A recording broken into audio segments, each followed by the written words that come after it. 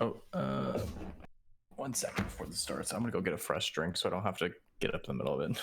Oh, okay. Sounds good. Well, we've already started, so he doesn't need to know that. It's fine. We're fine. How's everybody doing? It was good. It was a good. It was a good day for sure. I don't want to spoil anything up front, but yeah, it was a good day. We got. Yeah, I won't talk about it. Syntax is back. I had gone live like right as you decided. Oh, I'm gonna go to make a drink. So I was just talking to the crowd. That's all good. Okay. Oh. We'll fix it in post.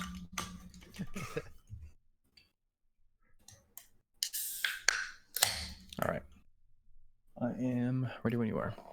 All right, everybody. Welcome to the latest and greatest Check Your Six episode, focusing specifically on the Pro League 6 Invitational, which concluded just an hour and a half, maybe 2 hours ago, with a new champion for this invitational tournament. But before we go into today's results, we're going to talk about the exciting announcements that came out today with the Year 5 and Year 6 roadmap, in addition to all the changes that they're talking about, as well as what they revealed on Saturday with the 2 new operators. So let's get right into that. I'm going to switch on over and pull up the Year 5 roadmap. And Syntax, why don't you walk us through this a little bit? Okay, so I feel like this season is going to be, or this year is going to be a really exciting year. First off, Operation Void Edge is what the new operation is going to be called, and they're bringing in 2 new operators. One is from Jordan, and one is from France, I believe. The other one is. The first one, his name is Oryx. He's from Jordan, and his ability is called the Ramadash, I believe is what I heard the developer say on air. And essentially what he can do is he has charged dashes, so he can like ram soft walls, but it's at the cost of taking 10 damage. If you can dash forward normally without taking damage, but if you like ram a soft wall, you take 10 damage, right? And that's huge because also this Ramadash also allows you to counter shields really heavily. So there's no more 1v1ing a Monty sitting in a corner while he just looks at you laughing when you trying to sit there and defuse. You can actually ram the Monty and knock him down. So even if he's fully extended, you can knock him on his ass and you can kill him. And that's massive. Also, it is huge. Yeah, but it is. Also feels like it's very, very, very situational. I don't think it's situational, but he does have another ability that makes him honestly the ultimate roamer, in my opinion. He can jump through open hatches. So yes, he can. I shit you not. He can jump, grab a hatch ledge, pull himself up through it. On top of that, so whenever you jump and grab a ledge, you can choose to peek. You can peek to see if it's safe, and then if it's not, you can drop back down or you can pull yourself up. That's not right. So if just think about that as a roamer, do you know how useful that would be, especially when like escaping an attacker? That gives you a point of exit that an attacker cannot follow unless it's an Amaru, Yeah. But like now that we have, like, they introduced Amaru like this last set basically, and suddenly now we have 2 operators who can go up through hatches. That's potentially very scary for what it means for learning your maps. Why do you say that? Because I mean, whenever there's a site like second floor or third floor, it's always been like work your way up in a meaningful way, and you watch the hatches to make sure no one's trying to come down and flank you.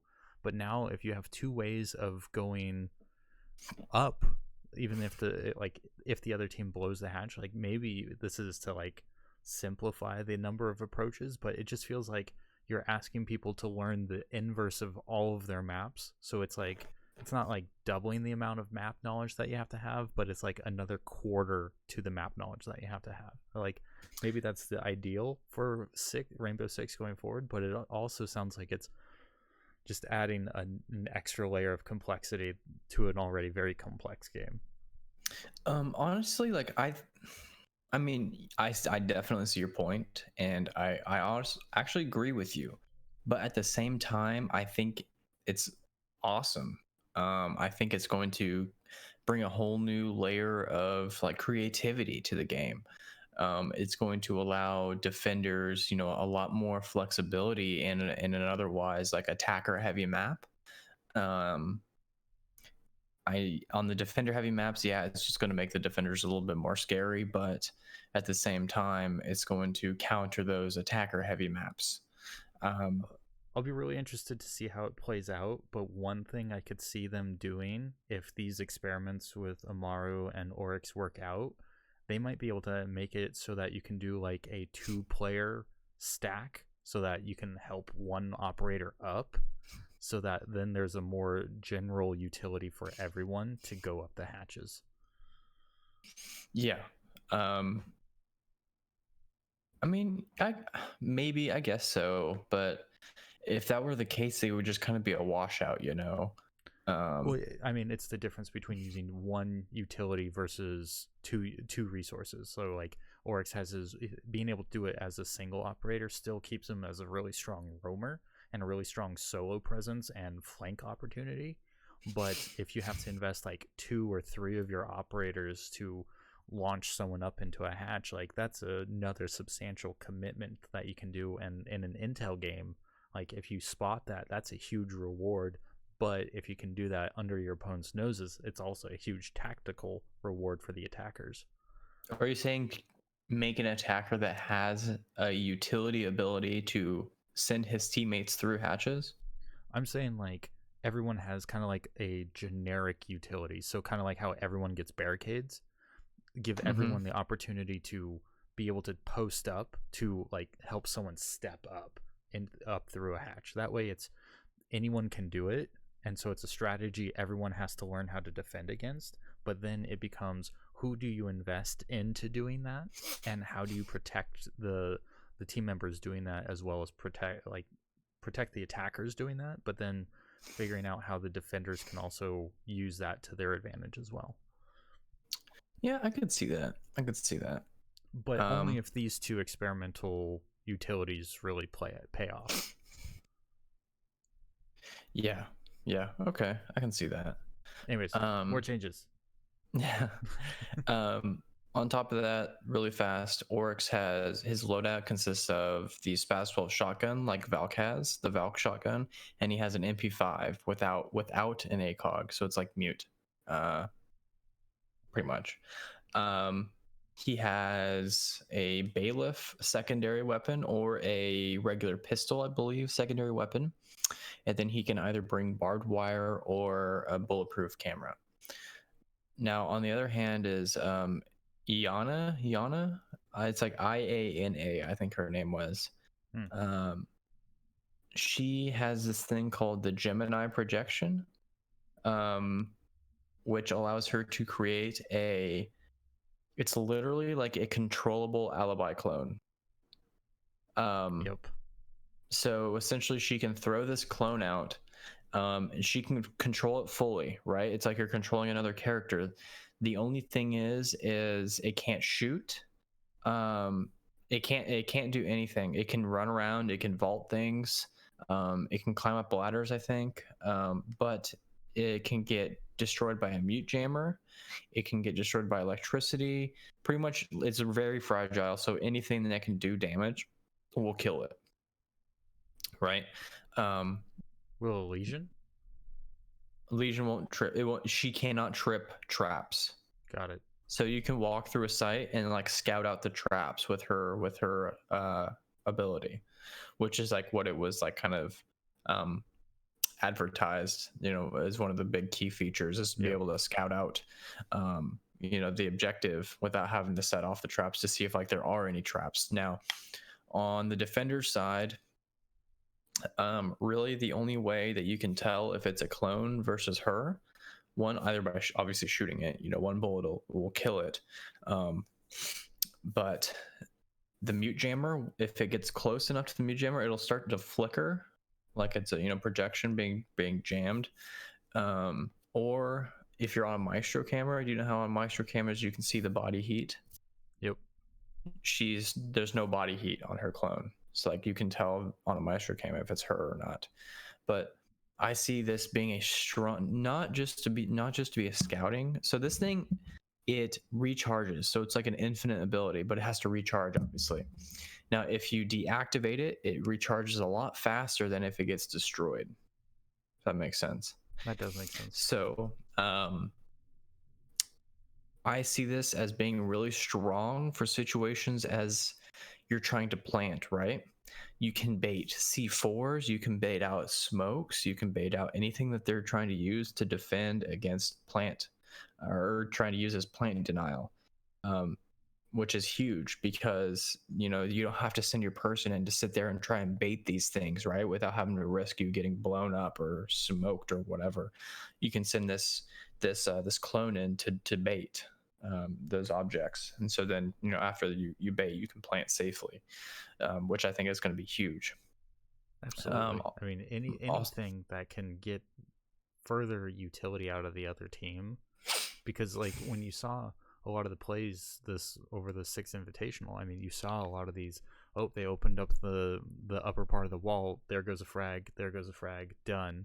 Game, like round, set, match kind of deal. Like you saw kind of these standard plays really in repetition break out a lot. So having someone be able to change up how utilities are reserved late game, or when you know that this player is involved, like that's a huge mind game to start playing with people.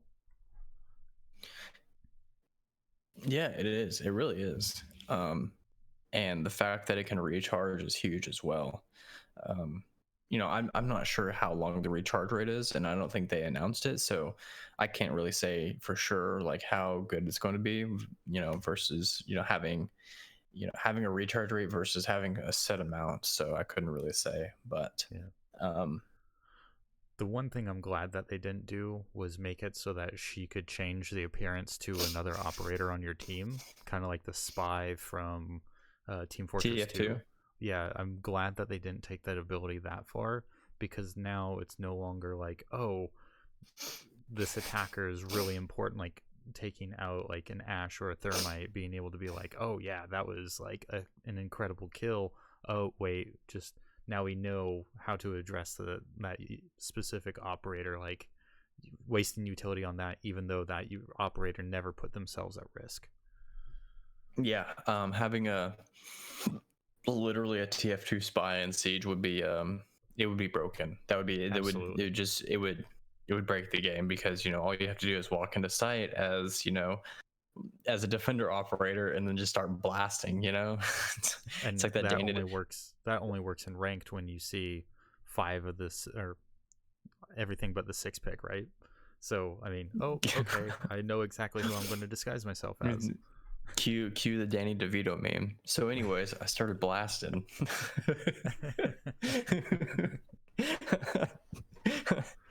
Yep, that's exactly what would happen. But anyways, so she carries for her primary either an ARX 200 like Nomad's ARX, or a G36C, which is like Ash. So the only difference for the ARX for between her and Nomad is that she now can put a foregrip on her ARX, as Nomad could not, because she had the air jabs attached to as a launcher, so she couldn't put a foregrip on her weapon. Does that make sense? Yeah, makes sense.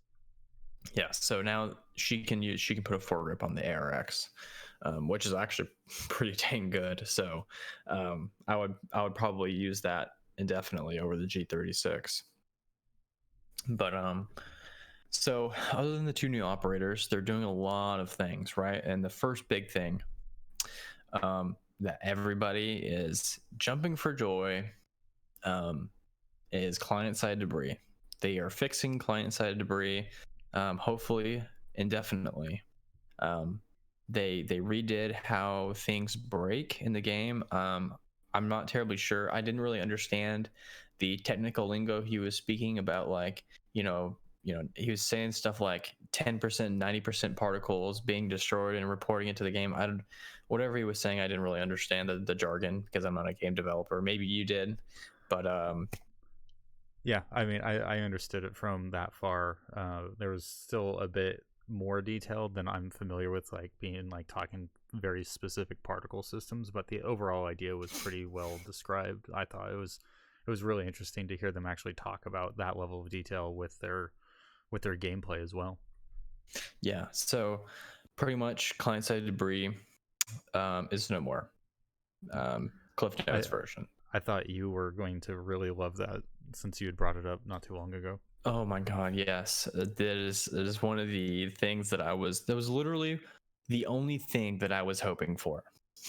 And I was like, if they honestly do anything in this reveal, is they reveal the fix of client side debris, and thank God they did. So another big thing that everybody was jumping for joy, well, at least 80% of the crowd.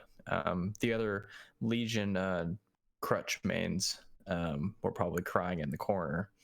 But yeah, sorry, any Legion mains out there. You actually have to work for your kills now. Well, I mean, I thought it was funny because like I'm like, yay, like Legion changes because I mean, he was so easy to use. Even for me, it was just like, okay, well, I can play this and be super effective for my team. But I thought it was really interesting that even after yesterday's announcements, really talking about Legion's changes, I saw Foxay on Twitter talking about why did they nerf him.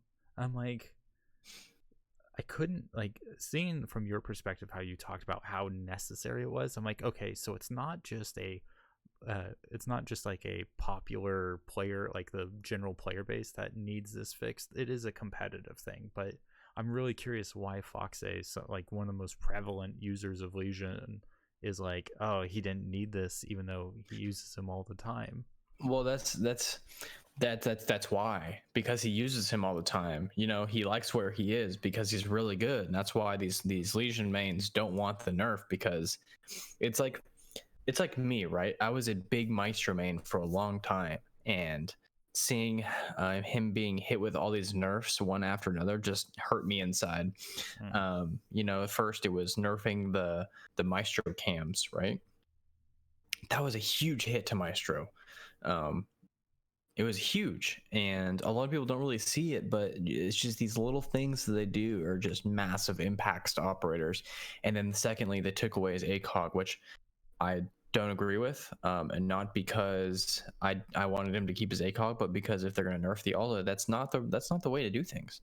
If you're going to nerf the Alda, as a user of the Alda a lot of the times I don't even use the ACOG. It's still an amazing weapon. It's got 81 bullets with a stupid rate of fire. And you don't need an ACOG to make it any more useful. They should have either like one increased the recoil or two lowered the ammo count. But I think I anyways, would have gone with the recoil. I mean, that seems far too easy to manage for how it many is. bullets you get, for how much damage it does, for just how usable it is, even without specific equipment attached to it. Yeah, and using the ACOG on the Aldo was actually like it added a level of recoil that actually made it like pretty balanced if you're like an average user. Now, obviously, like at a higher level of play with people who know how to control recoil, it wasn't really a problem. But, anyways, off of Maestro, I haven't even mentioned what the Legion nerfs were. Legion nerfs.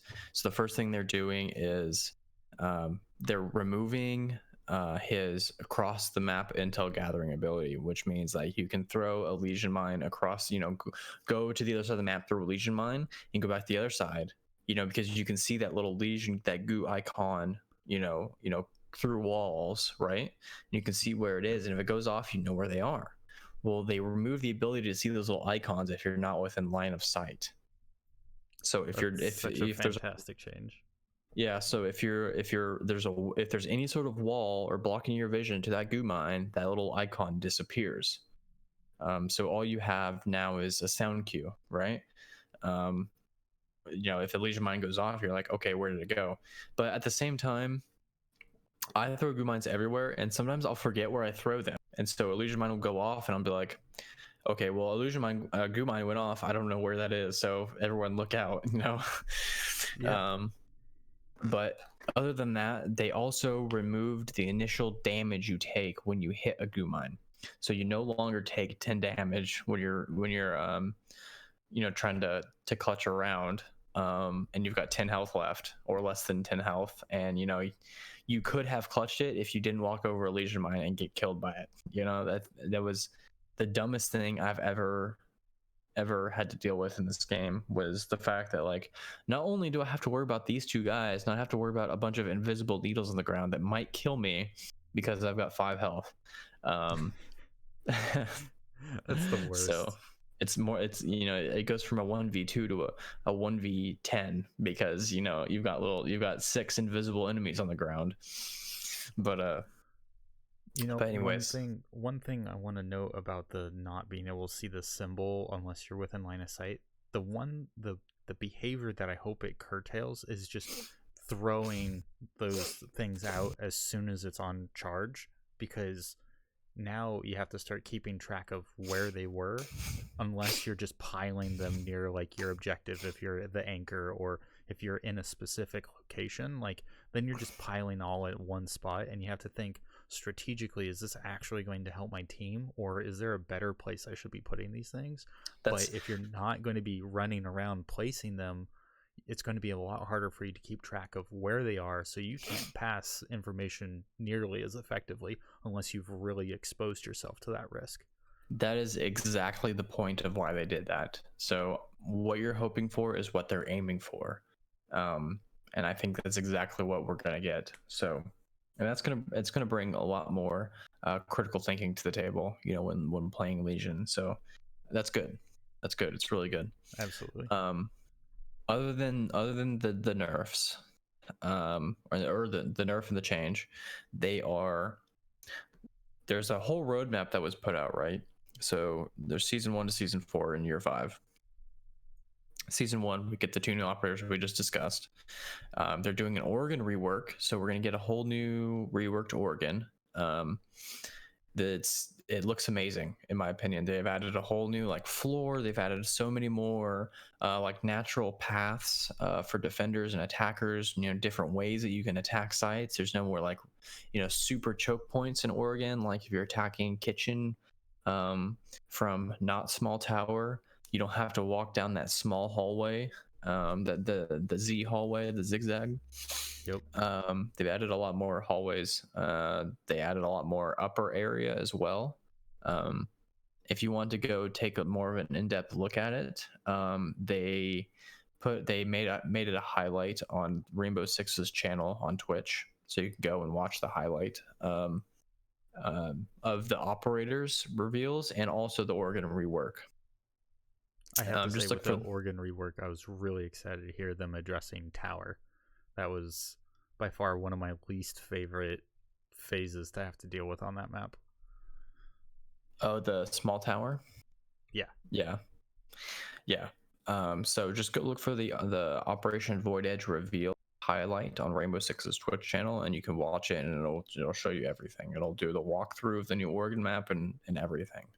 They're adding what's called a arcade playlist. So it's gonna be like a one event in the arcade playlist, and they're gonna have a battle pass. They're gonna have one battle pass per season. Season 2, we get 2 new operators. One is from Norway, and the other one's going to be from South Africa.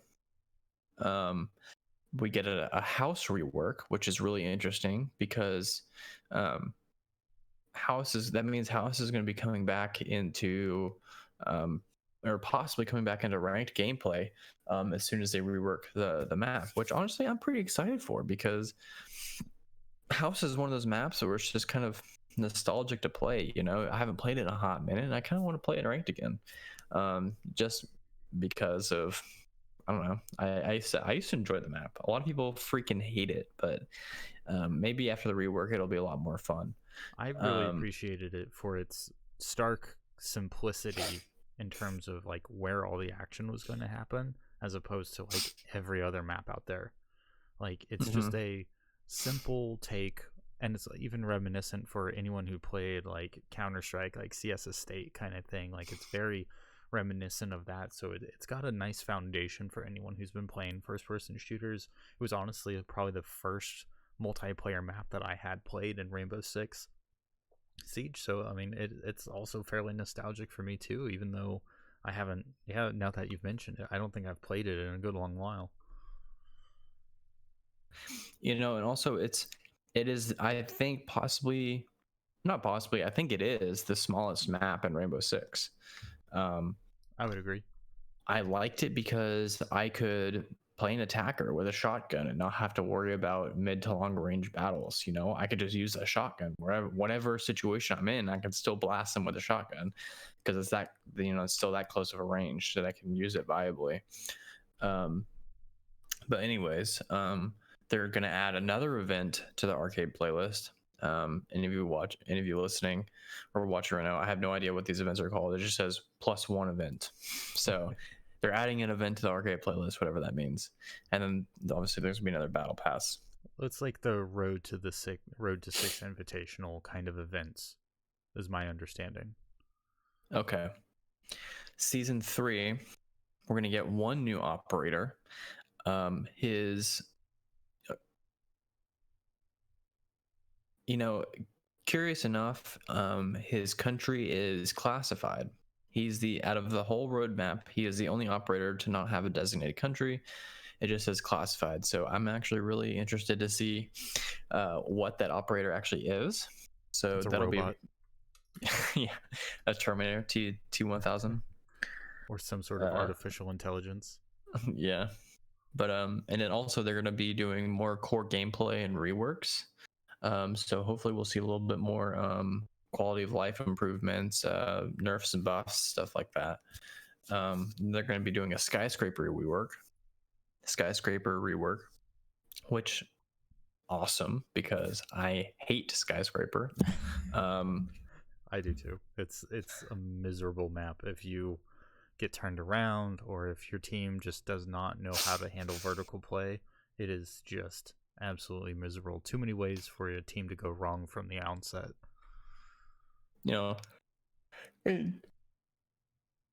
Sorry about that. In casual, I don't mind playing skyscraper because it's whatever. It's casual. I can play whatever map. It doesn't really matter to me, except for tower.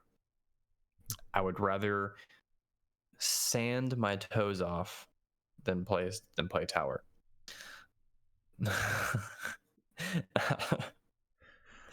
Damn. Tell me how you no really matter feel. no matter what the situation. And then they're gonna add another event to the arcade playlist, and then the battle pass again. Season 4 is going to be another new operator, another one new operator. So we're going to get 6 total operators, right? So 2 season 1, 2 season 2, and then season 3 and season 4 we get 1 each. And that operator is going to be from Thailand, interesting enough. Then they're going to be doing obviously more core gameplay and rework, so quality of life, nerfs, buffs, stuff like that. And then they're going to be doing a chalet rework, which is, I'm really happy to see that they are going to be doing reworks for maps all throughout the year. Usually we get 1 rework a year. That's usually been the pace, but they're doing 4 total, 1 for each season, and that's amazing.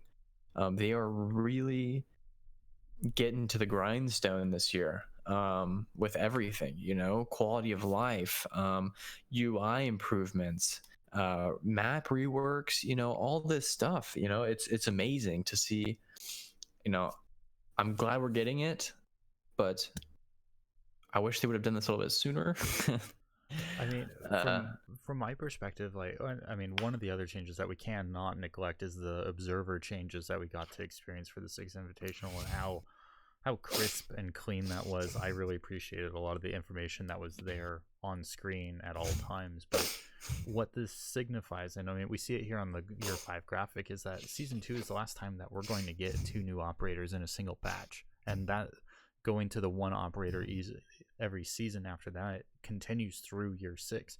But then it's more core gameplay and map reworks. Like, they are bringing everything back in line with the best parts of Rainbow Six right now. So they've got a great pool of operators, and they probably feel like introducing 2 operators for another full year probably just creates this unlikable treadmill. Players probably fall off more often than come back when there's new operators, because it resets everything that they know. They can control that a little bit better with map adjustments, as opposed to adding in a whole new piece that behaves very differently. The core gameplay reworks. A single operator is probably something that they've messed around with data and figured out, like, one new operator is enough change to generate enough buzz to bring people back, to enough change to keep people around without having to shake up things like the competitive scene or really challenge a lot of the low level skill players by having so much change all at once. Now, core gameplay, that's easier to understand. Map reworks, that's also easier to understand, as they're bringing all of the design elements in up to par with each other, because we've got some really great maps, and then maps like Oregon, House, Skyscraper, Chalet, clearly the ones who have fallen behind in how they execute with all the new utilities that all these operators have, and they've just never been the strongest of maps either. mm-hmm. Yeah. So this is a way of simplifying, updating, and getting all of Rainbow Six to be at a very consistent level. And I can almost guarantee you, as much as they said that this is year 6, it's going to change based off of how successful they feel they are, probably through the second half of this year and after, I'd probably say, the first half of year 6. Because if they're okay splitting a year like this, after they've done a full year of development like this, they'll have a better idea of how they want to adjust, and there'll probably be adjustments to the year 6 roadmap after another year or so. Mm-hmm. Okay. Yeah, I can see that. Let's see. I mentioned UI changes earlier, right? So they're actually doing a lot of cool stuff to the UI. They're making it a little bit more user friendly, stuff like that. It looks really nice. They are adding a replay system finally. That's going to be It's huge. self-explanatory. You can go and replay your past matches. There was one thing that I saw on there on the reveal that they kind of casually brushed by. They didn't even mention it, but there was a button on there that said training grounds. Oh my. Yes. So either that is a sly way of saying that they're bringing an actual like firing range to the game, or it is a very deceiving way of just renaming terrorist hunt. So Or the I hope it scenarios is. that they have. Yeah, I hope it is the former rather than the latter. But I mean, if for a training ground, if I could set up traps, locations of AI, and set up, like, if I could copy a setup from a replay and just be like, I want to replay this scenario and I want to just drill it over and over and over and see how my team's actions influence like an AI, basically, just to watch that and just practice through that, I think that'd be insane. Or if I could template a layout and then be able to send that off to a scrim partner and be like, how would you approach this? It now means your scrim partners can be talking to each other without actually having to sit down and play each other every single night. and it's an interesting way to keep that dialogue open if that's the case. I mean, this Mm-hmm. is all my pipe dream kind of training ground type thing. At the very minimum, it needs to be a gun range. That would be the one thing, hands down, that would probably improve my game more so than anything else. Yeah, I mean, it's probably going to be a gun range.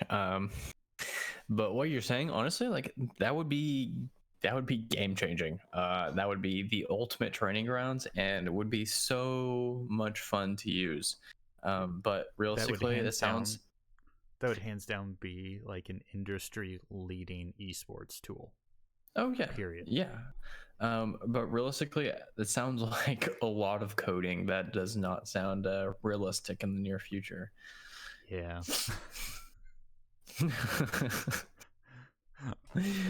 Don't squash my dreams. I don't mean to. I mean, that's my dream too. You know, that sounds like a really useful tool.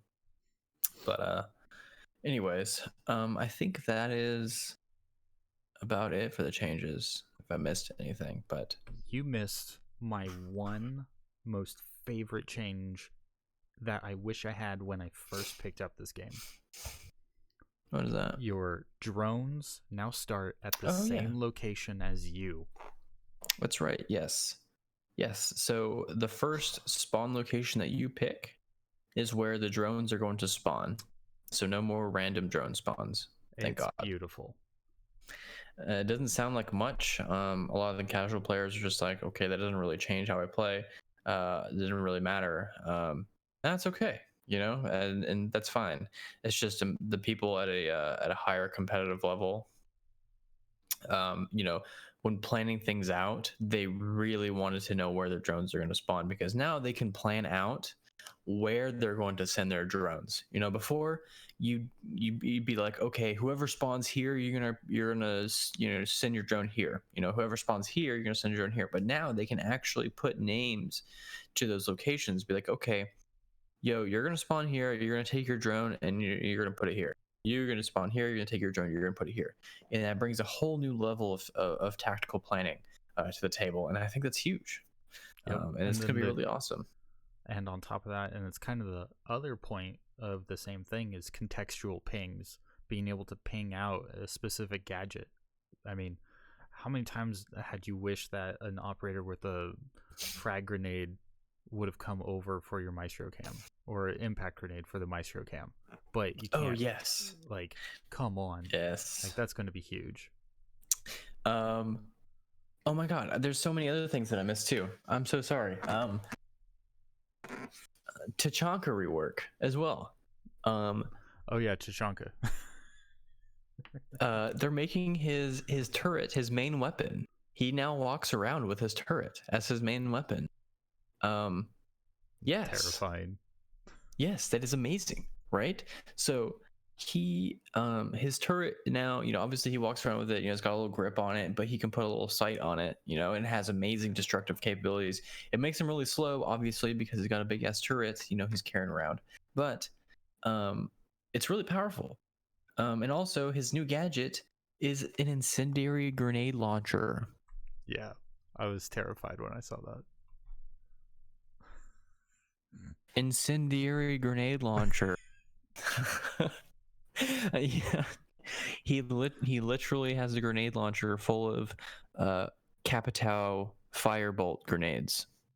So it's exactly how you what you think it is. It's a little tiny and like just a little launcher. He can, you know, launch grenades that bounce, and when they explode, it creates fire on the ground like a Capitao firebolt. He's a long range smoke that requires vision.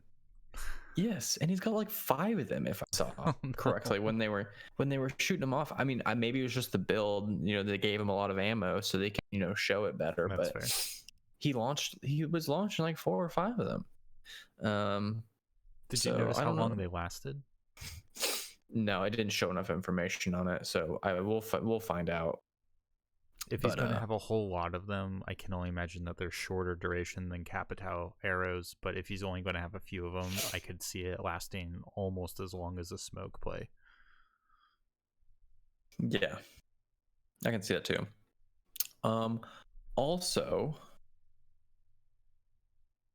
Um, they're going to change the armor and speed attributes, right? I don't know how exactly they're going to do it. It just says that they're going to do armor and speed attribute changes. Maybe they're going to rework how armor affects your speed, or how armor affects your damage resistance, stuff like that. I guess we'll find out later.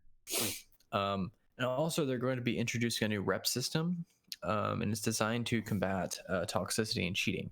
So I think it's going to be sort of like an Overwatch system. If anyone's played Overwatch, is familiar with the whole reputation system.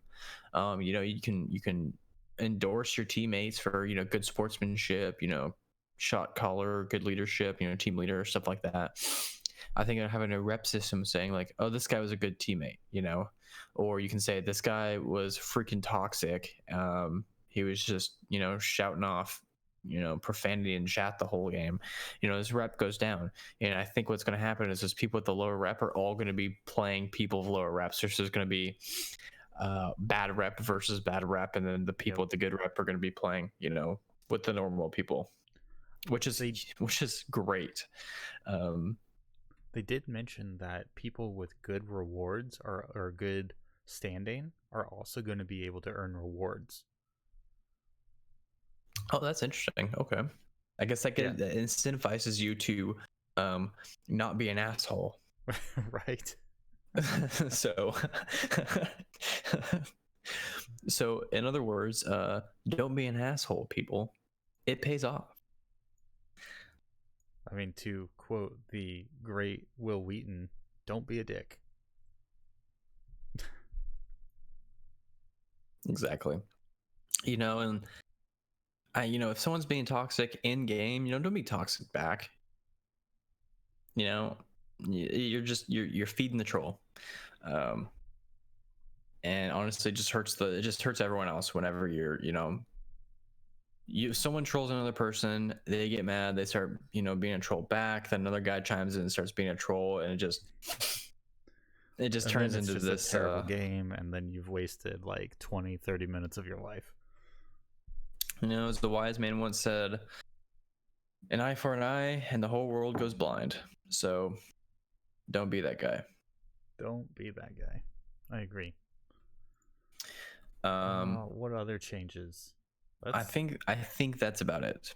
I think that's it. I mean, for an update, this was a huge bundle of information, like outlining the next year and a half, 2 years, and then being able to come out and say, we're taking care of these quality of life things pretty quickly. You still get all the new content that you've been looking forward to, but here's how we're going to kind of taper it down and add on a little bit of different flavor to it. Like, that's a huge update. This Invitational has got to have been the one that makes the player base and even those who started watching like this weekend actually feel really good about the short-term future of Rainbow Six. I mean, the next 2 years of its time has been outlined with changes that the community actually wants, which is insane. And and the one this thing was go ahead. No, I was just saying that this was just this is the most or the biggest amount of changes that I think I have seen since the game has come out. It is I think the largest quantity of, I guess, just improvements to the game that they are making since its creation. So yeah, and what I was going to say was like the change in the amount of content that they're putting out with new operators and everything really makes me hopeful for getting to like that 90 to 96% of all operators used in a major international tournament, much like how the international Dota tournament is measured. And like one of the big statistics that they talk about is like 98% of all champions, like 215 of this 216 or however many that are in that game now, like they use almost every single one of them in every international and in every major qualifier event. Like, that's insane for them to have reached that level of balance.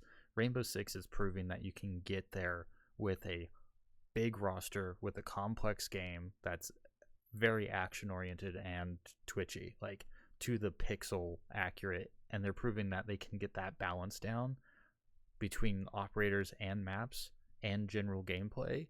Like this is, and Slasher put this out on Twitter. Rainbow Six deserves to be a tier 1 esport, and I think this invitational and the roadmap set aside for everyone to see is the biggest commitment to Ubisoft saying that they can do this. It is, yeah. I think they really stepped up and they put all their cards down and they're saying, we are ready. We are ready to be a tier 1 esport. We are ready to address everyone's needs, and we are ready to make this game, complete. I guess that's a lack of a better word, but they're really showing everyone that they are in for the long run, and they are making the commitment to better the game so it can be in the long run, kind of like CS:GO. Right. And I mean, this tournament, I believe the last number I saw on Twitch was about 160,000 people watching this tournament just on Twitch. That doesn't include any of the Chinese metrics or anything like that. But like for this game to have gotten 160,000 people to be watching it, it was the number 1 game on Twitch at the time. It was drawing a huge number. And I mean, this was the biggest event of the year with a lot of community-based information and things that are really good for not just the esports players, but to have like other leagues like Overwatch League and Call of Duty League on a regular kind of week, or I mean more Overwatch. Overwatch was like really low in numbers. I think it was like 20 or 30,000. And then like the Call of Duty League on their big homestand weekend, basically like the last one in London, it only had like 60,000 people watching.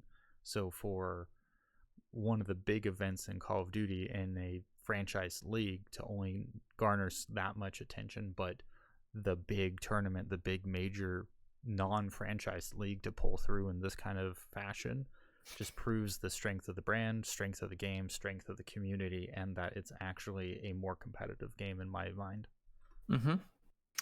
I have my friend sent me a picture today.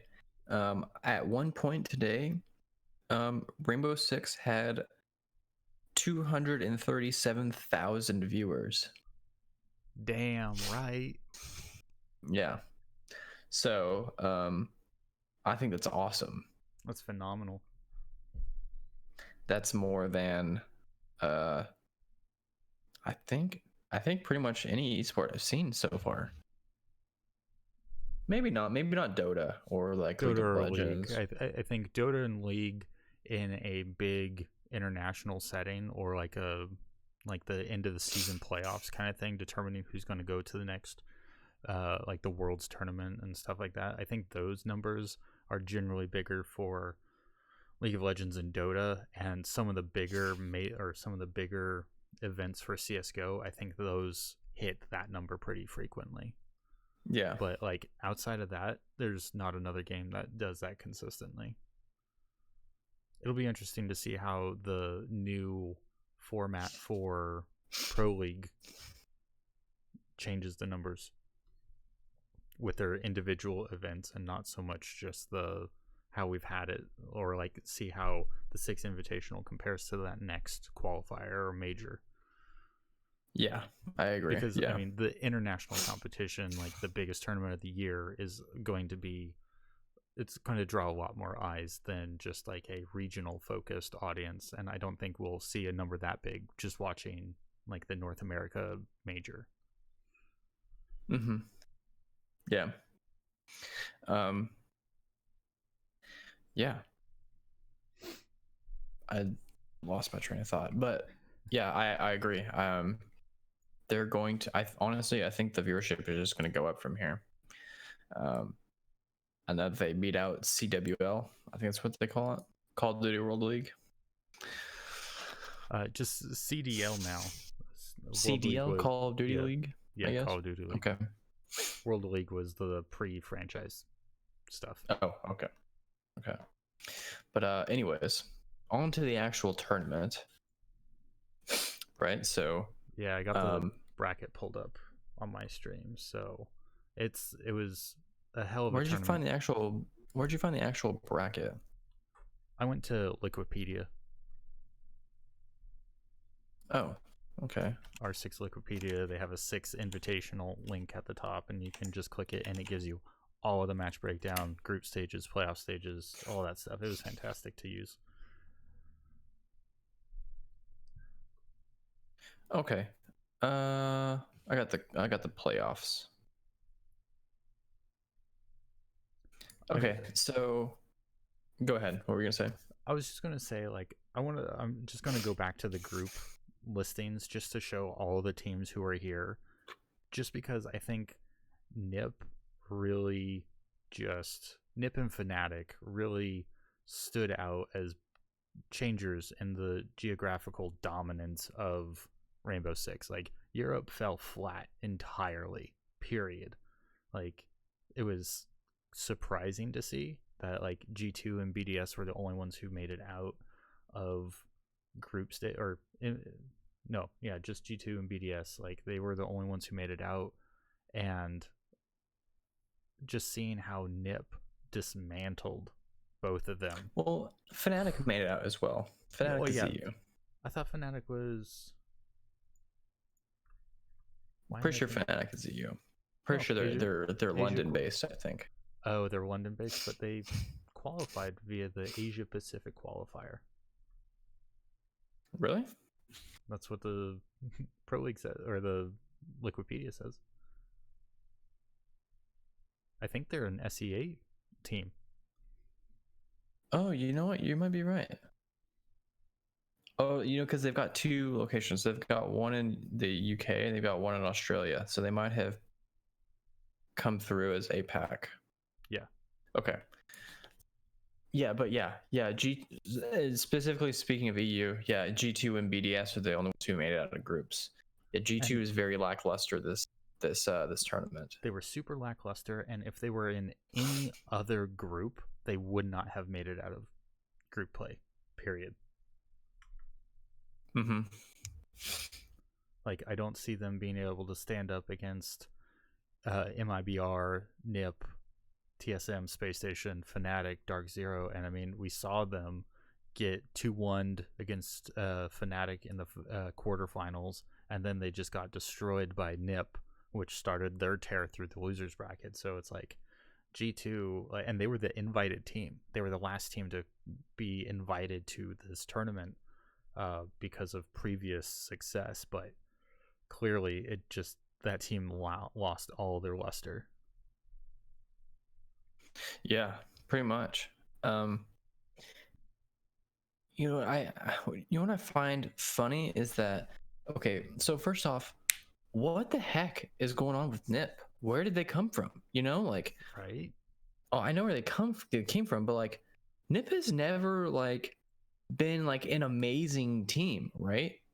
They've always been good, but like they've never been like this good, they came into the Invitational and they freaking stomped.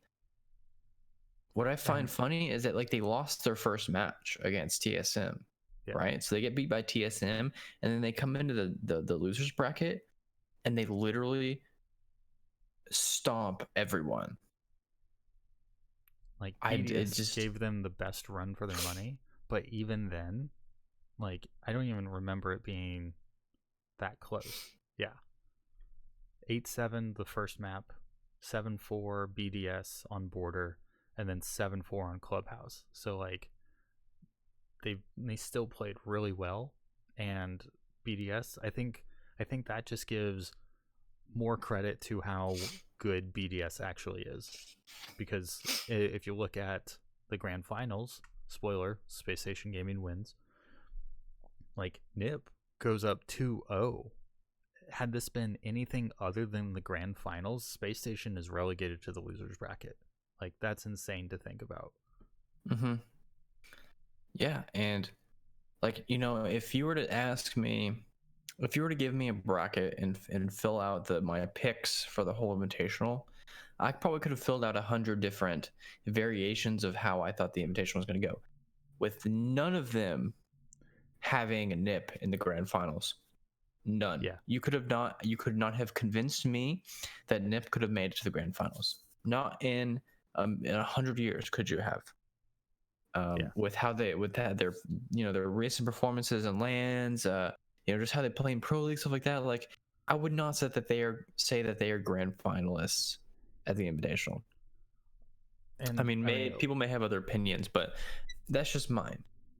and let's think about Go this ahead. as well.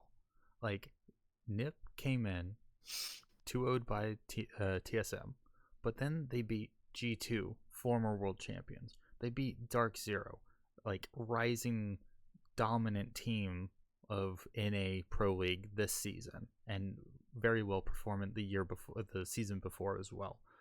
BDS, I'm not entirely familiar with them, but they're here, they're Europe, they're talented, period. And then for Nip to come back and 2-0 TSM, the team that 2-0'd them and put them into the losers bracket, put them with their backs against the wall, like, that amount of growth is disgusting. And then how they played in the grand finals, I thought it was over in 3 maps, just how dominant it was. I mean, they 2 maps and then 4-0. It's over in my mind. There's no other team that you would see that happen. And for them to fall apart that far, like, oh, that's got to be so tough for them. But and like, honestly, like, they grew so much in this tournament. It's not even funny. You could put them in any other region and they would probably climb to the top of it. And like, the non-biased part of me says that, holy shit, like, Nip like came in like ready for this tournament, like had one unfortunate match and just absolutely destroyed, adapted, overcame, destroyed, right? The biased part of me says, what the heck? How does this team that is the above average team come in, I mean, granted, they go to the losers bracket, but they beat 3 powerhouses in a row. They beat 3 powerhouses in a row. They beat the 4th match. They came back 2-0 the guys that just 2-0'd them the first match, right? Yep. Who does that? It makes me think that, like, they need to go back and look at their heart. That's just the casual Rainbow Six player me saying, like, there's something fishy going on. Yeah, that right. my spidey senses are tingling, but at the same time, like, I don't know, maybe they just worked harder than everyone else for the Invitational, but we'll never know. They didn't win, so it's whatever. But at the same time, like, something fishy was going on. That's just what my basic instincts tell me. Yeah. Like, that's never in a million years would I think that the beating G2 and Dark Zero and BDS, all 3 in a row, the chances of that happening are slim to none, and they managed to do that, and that's amazing. But anyways, TSM fought their hearts out, and I just want to reiterate again, nobody believed me last season when I said that TSM was going to come in this season swinging. Look, they are at the top of the Pro League standings on the leaderboard. At the split, they come in and make it to the finals, an Invitational. Yeah. This team is hungry. And no one believed me when I said that they were going to come in swinging this season. Oh, yeah. No, I mean, I tweeted out last night when TSM and Space Station were playing, come on, Space Station, pull through. Otherwise, I'm not going to hear the end of it from Syntax, because you called this at the beginning. You called this at the very beginning. Mm-hmm. I think this was early December that you called this out. And it was before that, because it was at the beginning of the season after they acquired Pojo Man. Like, that was apparently the biggest kick in the pants that they could have done, because they pole vaulted to the top of play, and like, that TSM Space Station set last night was just absolutely incredible. It was an amazing match. The TSM Space Station match was a match to remember. It was a Yeah. really good match. If The there's space one, station. yeah, Go if ahead. there's one match anyone goes back to watch, I would say it would be that one because it was just that close and just that insane for a best of three. But the grand finals obviously also a huge set to watch because I mean that's if that's not more like the most underdog, most American, like from back against the corner kind of Mighty Duck style story, like that's what you want to watch. Yeah, pretty much. Um, my boys in purple and Dark Zero, they made it pretty dang far. They made a good run in Invitational, so I don't think they should be disappointed with how they performed. They performed really well. Um, And unfortunately, and they weren't the only ones who were taken aback by Nip. Like if yeah, if they you lost, fell to the nip tragedy, but they got nipped in the bud. yeah, pretty much. They made it to the semis, got taken out by Space Station, which honestly was a surprise to me. I thought that they were going to take Space Station. I knew it was going to be a close match. I thought it was going to be a close match. But I thought DZ might take it over Space Station. But turns out Space Station 2-0 Dark Zero. Unfortunately, sent them to the losers bracket where they got they got sniped by Nip. They And got caught in their pathway. and the DZ matchup wasn't bad either by any means. Like it was 7-4, 7-5, I believe, two maps. So I mean, you can't really, yeah, 7-5, 7-4, Villa and then Cafe. Like it's not terrible. I mean, it's just that SSG strung together a couple more rounds, but overall, if I remember correctly, it was a very competitive round. Mm-hmm. Each map was very competitive.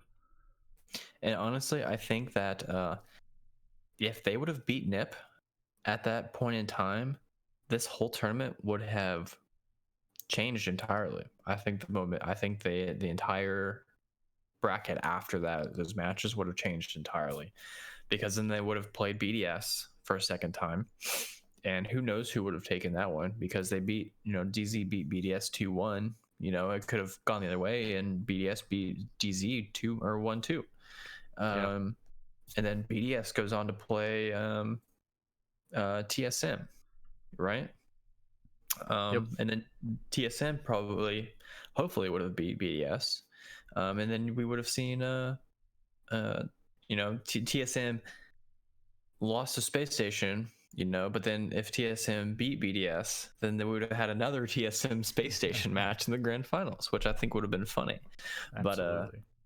that would have been an amazing grand finals, because See not only either that could have way, NA would have won. Yeah, that would have been the only way to have made this grand finals better, is a guaranteed North American champion. Mm-hmm. And honestly, it feels really good. Feels really good, not just because NA won, but because EU didn't even make it to the finals. Nope. Suck it, EU nerds. Oh man, that's gotta feel good to say. I was my wife was getting a little tired of me. I kept chanting, "We're going on a trip in our favorite rocket ship," like this whole six invitational.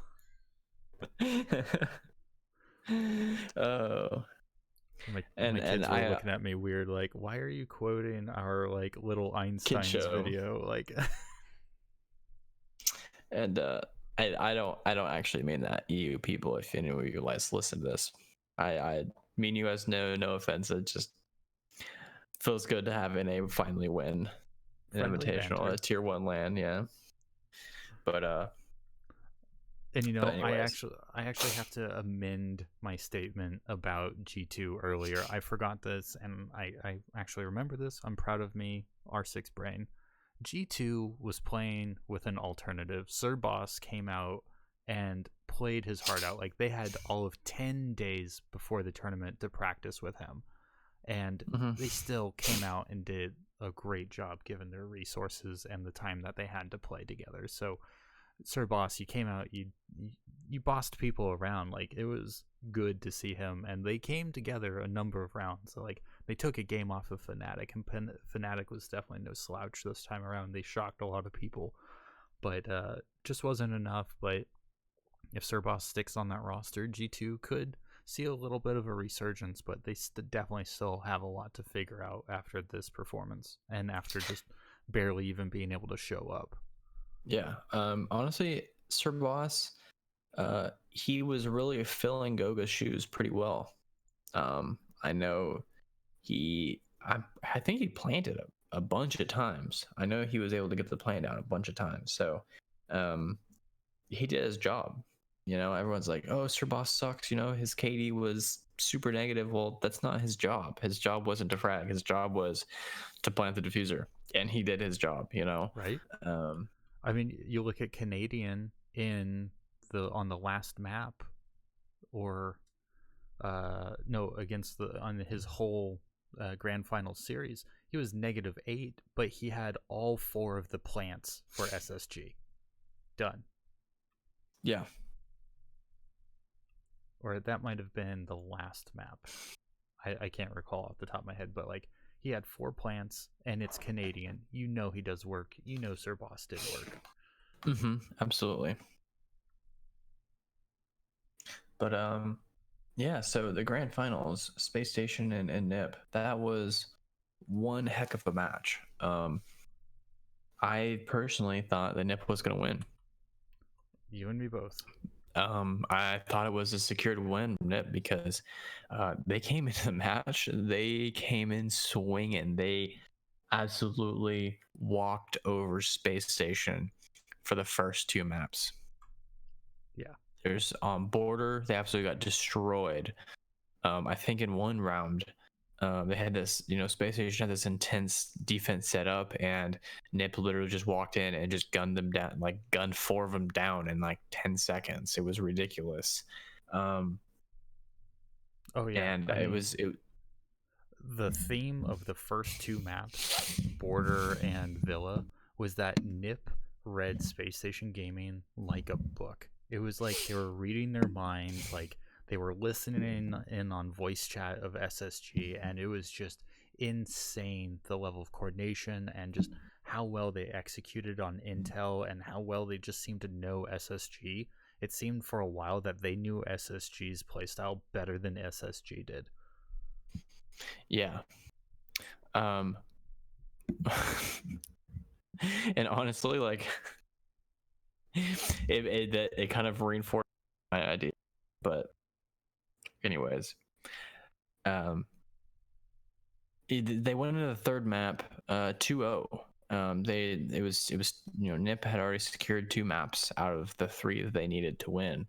And then all of a sudden it was like Space Station flipped a light switch, was like, okay, we can't lose this, and came back and reverse swept them 3-2.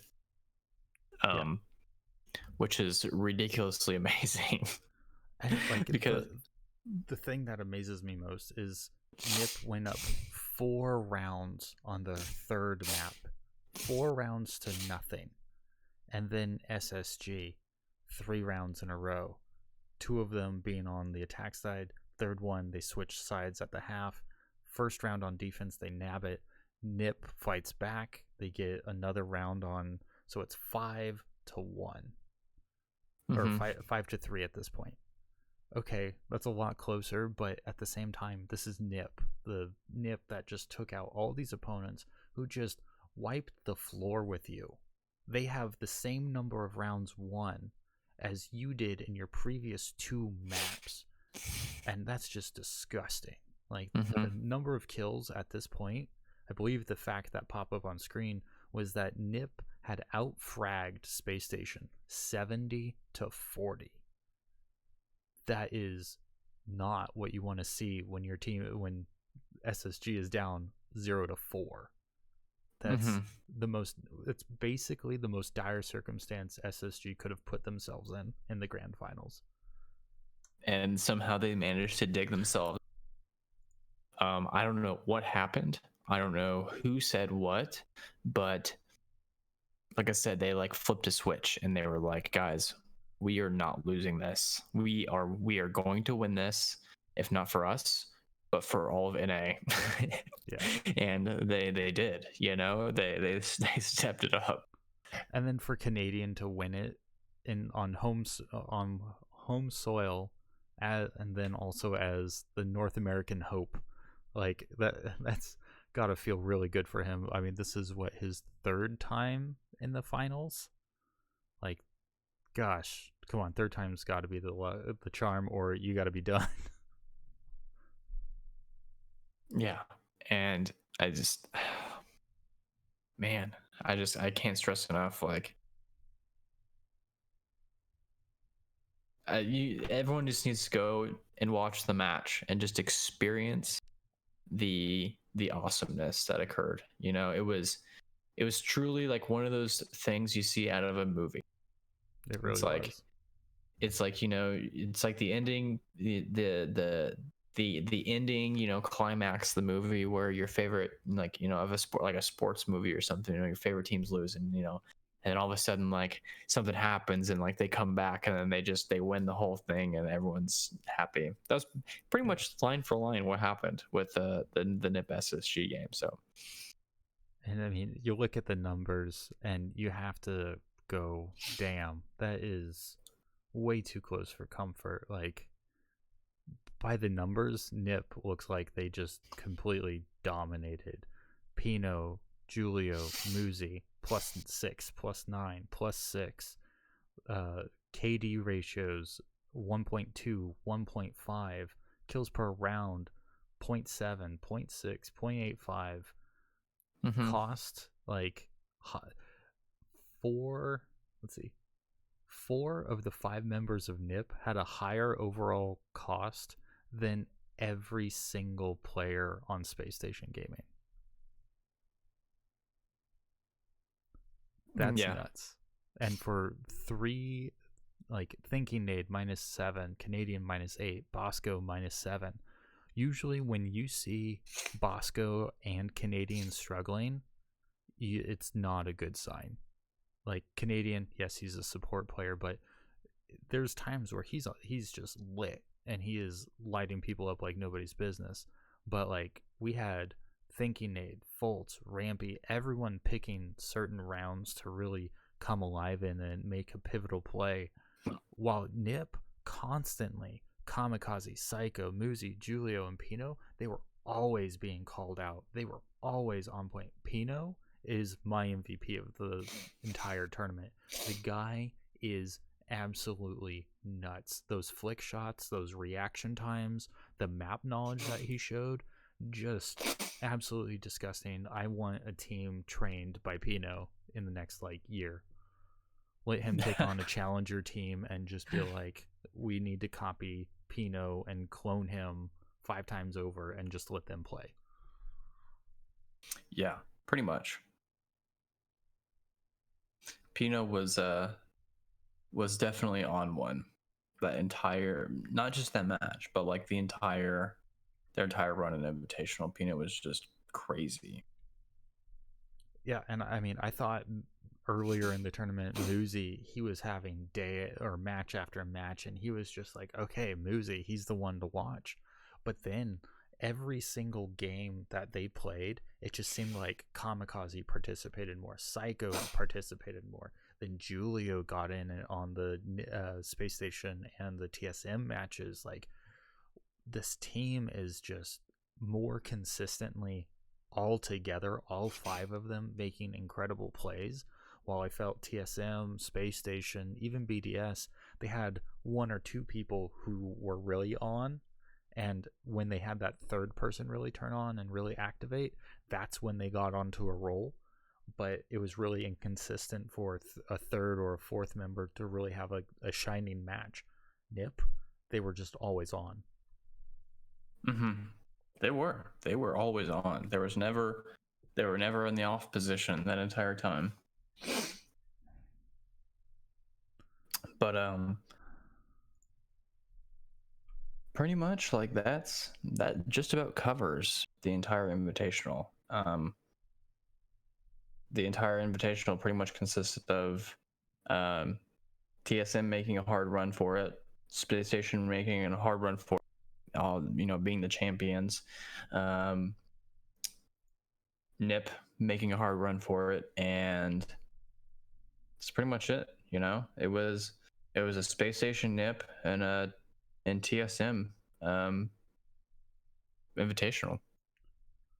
And the greater benefit from all of this is that now the world knows you can't count out Southeast Asia and ANZ, and you cannot count out the South Americans, the Brazilians. Like, every region can participate. Every region can definitely make a run for these things. And now that NA has won one, we had 3 of the last 5 teams NA, 1 Europe, 1 ANZ. That's just, or 1 Europe, 1 South American, and ANZ was right before that. So, man, everyone's dangerous. Everyone's dangerous. There was a stat that I saw during the match, which I thought was actually really interesting.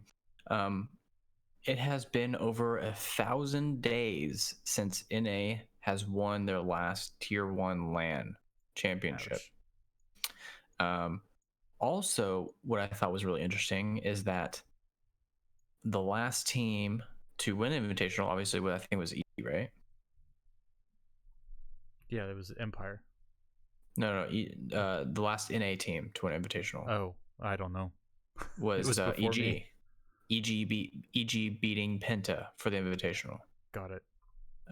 Before they were G2, it was Penta. And Canadian was on that team. That's right. Canadian wins that last NA Invitational. And so happens Canadian is on this new team, that just won the Invitational. So his name is on the hammer twice, which I think is pretty cool for NA. Absolutely. I mean, that's got to be huge for him as Rainbow Six continues on with a very healthy roadmap and everything, knowing that his role in that is guaranteed, and like he can be always considered a major contributor to Rainbow Six esports. That's got to feel really good to him. Yeah.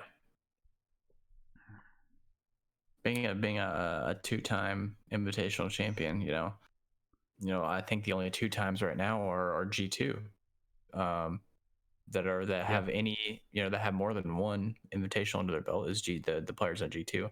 So Canadian is the only NA player in Siege history to have his name on that hammer twice. Yeah, that would feel good. That would definitely feel good. Yeah.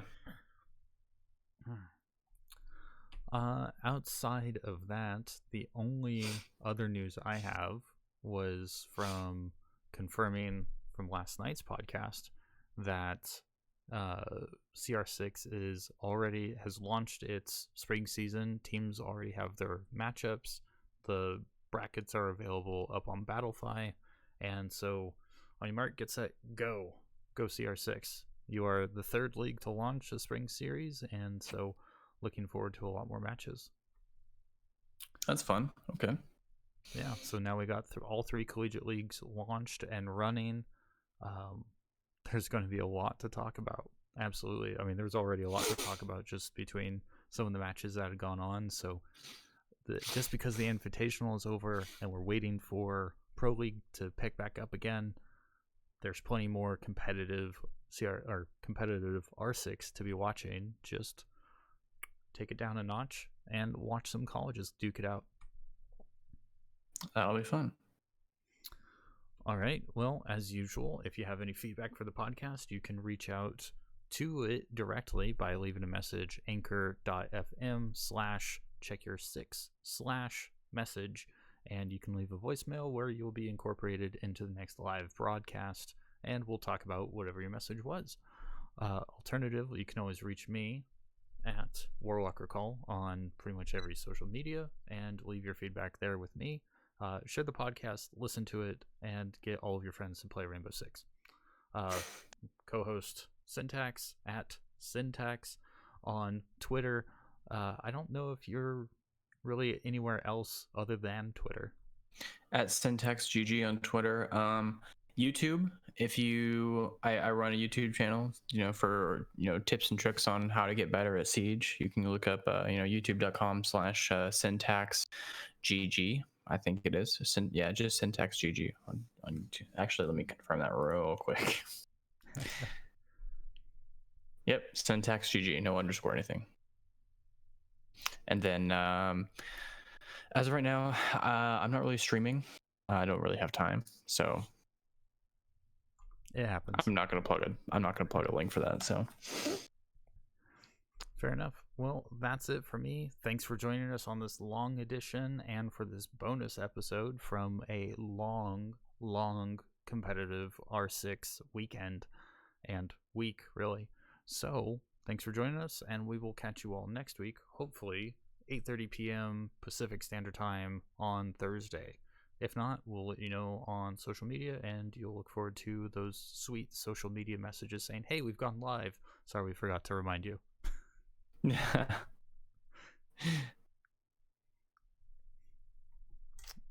All right. Later, taters. Thanks for joining us. Later, everyone.